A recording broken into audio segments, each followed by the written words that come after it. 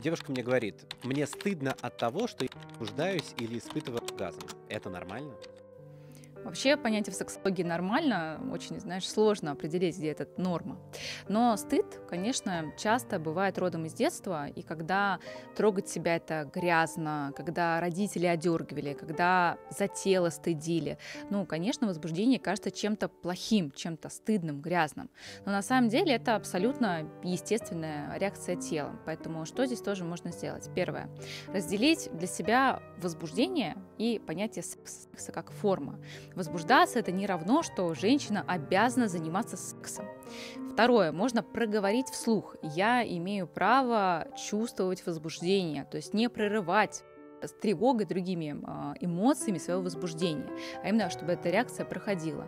Ну и, конечно, делиться своим трудом, проговаривать его с терапевтом, с близкой подругой. И когда стыд проговорен, то, конечно, он потихоньку-потихоньку будет уходить.